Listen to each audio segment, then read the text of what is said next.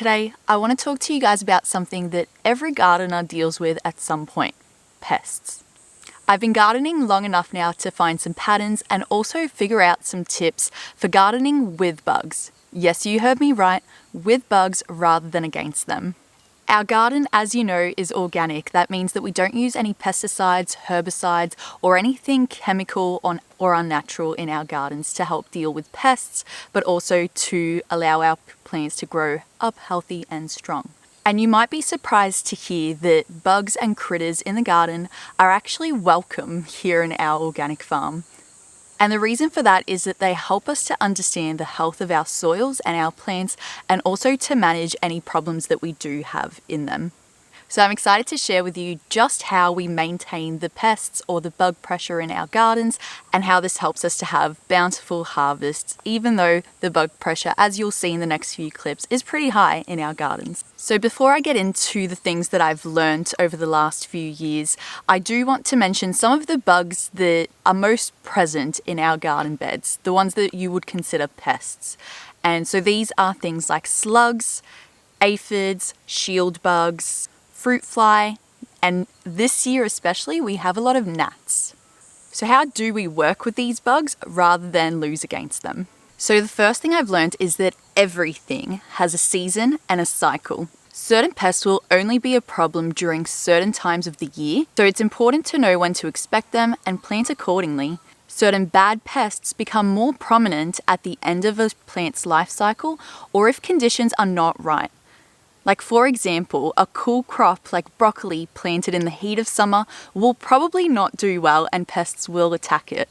And sometimes you'll notice if there's a lot of bad bugs on your plants, like aphids taking over your broccoli plants, or a lot of cabbage moths, which are those little green caterpillars that you might find on your... what do we find them on?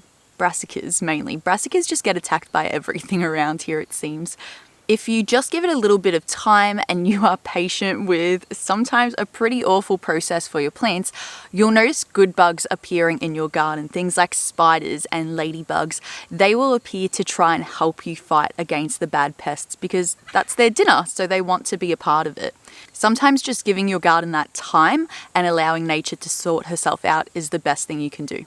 Another thing that I found really helpful in my garden is biodiversity, so a range of different plants all planted together. Having a variety of plants in your garden can kind of trick the bugs because they think that your garden isn't full of anything good to eat, and so they go away and find something easier to attack. That biodiversity also means you're not depleting your soils of only one nutrient, you're sharing it around with lots of plants, and they are then giving back to the soil in different ways as well.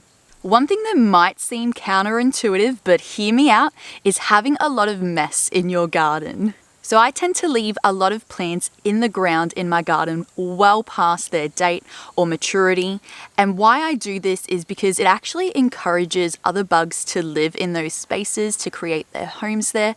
But then those plants also act as sacrificial plants. So that means instead of the bugs attacking the new, fresh produce that I want for myself, they're going after the plants that are clearly not in season and are not doing well and attacking those instead. So as you can see, you don't have to battle pests alone, and one of my biggest tips is to include animals in your system. By having animals, you can use them to help you fight the battle instead of having to do it alone. So if you've got aphids in your garden, you can flick them into some water and give it to your chickens as food or treats, and that way they can produce eggs for you that are delicious and full of protein. If you have any food waste and to prevent fruit fly, pick up all of that fruit from the floor and actually feed it to your livestock. Give it to your pigs or your chicken. Add it to your compost piles because all of that nutrition is going to go back into your soil. Utilize chooks in your gardens for cleaning up at the end of a season. They can scratch, they can till, they can take out bugs that you don't want in the soils. And if you've got slugs, I highly encourage you to look into getting some ducks because they are the best predator for slugs. These animals are a great way to take care of pests because they're natural predators, but in return they're also going to give you compost and fertilize your gardens with their droppings, so it's a win-win for everyone.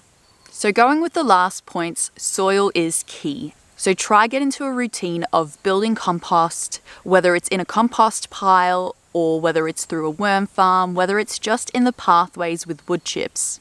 A healthy garden is less likely to attract pests in the first place. Use any dead foliage or leaves close to the ground to mulch your soil to protect it from the heat and to prevent mildew from forming from the rain. In other words, be proactive in your garden, use what you have and make it easy for yourself. Weather is something we have no control over, but has a really big effect on the plants in our garden and also how the bugs interact with it. I have found that tricking bugs with plants in different places can be really helpful. This means if plants in one spot get attacked or don't thrive, hopefully another area will. Additionally, planting more than one variety really means that if one doesn't thrive in your area or gets attacked by pests easily, another one will survive. So if you're noticing that you have a plant in your garden that is having a lot of issues, maybe just think about changing the variety that you have and seeing how that works. Observe and then change it again. So from all these points that I've said so far, you can see that one of the biggest trends is just to be present in your garden and observe what is happening. Notice if your garden or your plants are looking unhealthy and distressed because they'll be sending out signals to bugs. They essentially send out like a pheromone or like a signal, a sound or a smell. I'm not sure what it is, or it might be different for different plants, but they send it out to attract the bugs because they essentially want their end to come sooner. So you can prevent this just by being aware of what's happening. And if you're noticing that your plants are looking unhealthy or stressed, change their circumstances. Because if you don't, the pests will do it for you. Be present in your garden and learn with it. And sometimes you might just have plants like our eggplant that just don't do well in your area or your climate. Remember, dealing with pests in the garden can be a constant battle. But by being prepared and observant, you can stay ahead of things before they become a problem. And this leads to really amazing, bountiful harvests, but also allows you to actually appreciate the critters in your garden because they are part of nature and it's normal to have them around.